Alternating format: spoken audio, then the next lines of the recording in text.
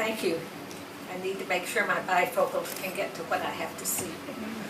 It's such an honor to have this beautiful pavilion dedicated in memory of my father.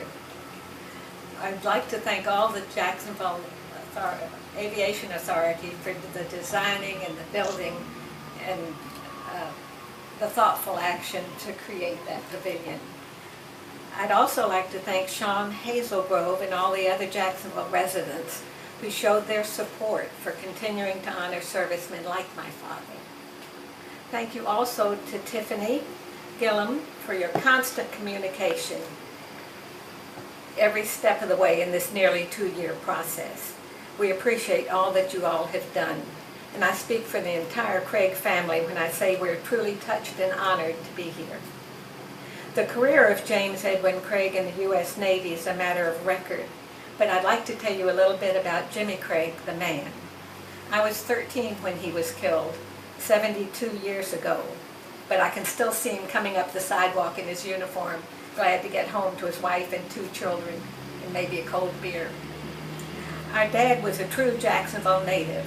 My grandmother, Clarabelle Craig, used to tell stories about fleeing from the Great Fire of 1901 while carrying him. His father was a haberdasher here in Jacksonville and also held an elective office with city government. His mother served with the PTA while her children were small and was a Florida state regent for the DAR for several years later in life. My dad's sister, Lydia Craig O'Neill, was one of the first female air traffic controllers and served at the Jacksonville Airport until she retired. His brother, Lieutenant Commander John R. Craig, also graduated the Naval Academy and was in command of the submarine the USS Grampus when it was lost in the Pacific, with all hands on board.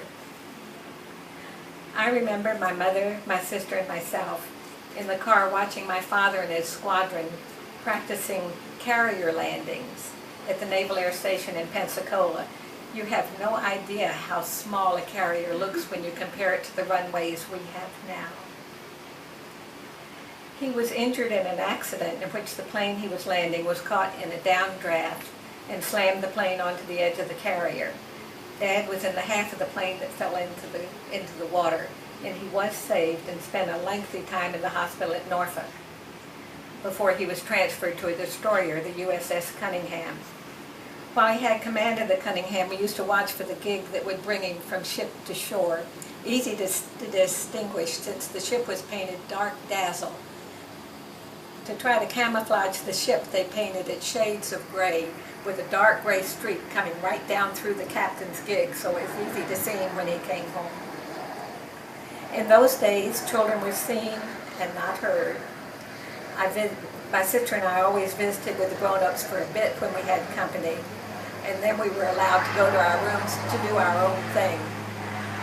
If we showed any reluctance, my father would raise one eyebrow. "Exit gracefully, girls," smiling the while. There was no television in those days, so the adults played bridge or board games, and when they listened to football games on the radio, they would chart the plays on a board so they could go back for their instant replay. Sunday was family day. Typically, we'd have a leisurely breakfast, often waffles as I remember, and a family outing of some kind. Picnics were common for us, usually at the beach. Other Sundays we would play games as a family. The 4 of us had many a mahjong game in those days, or we played a lot of cribbage. Daddy was gone a lot, usually short voyages, so he stressed to my sister and me that we were to mind Mother in all things, act as she wanted first and ask questions later if we really felt the question had a place. This was especially helpful at the time of Pearl Harbor. Mother knew by the sound that the firing on December 7th was return fire, not practice fire. She took steps to see that we were as safe as possible, close to an interior wall, away from the windows for fear of flying glass, the original duck and cover. We did not know it at the time, but Daddy was killed in the early hours of the morning. The Pennsylvania was in dry dock for repairs at the time of the attack. According to the book by Walter Lord, with bullets flying around him, Daddy opened the valve to the dry dock to allow water to flow and give the Pennsylvania maneuverability. Mother, my sister, and I were on the second convoy returning the wounded, the families of the wounded, and families of the deceased to San Francisco. There were several seamen who had been injured in the same incident that killed Daddy. They visited with us on the ship as much as they could and showed such respect for my father. It was very heartwarming. We returned to Jacksonville to spend the war years here with family. We're so touched, all of us, by this honor shown to him and to the other brave men who lost their lives in defense of the country. Thank you.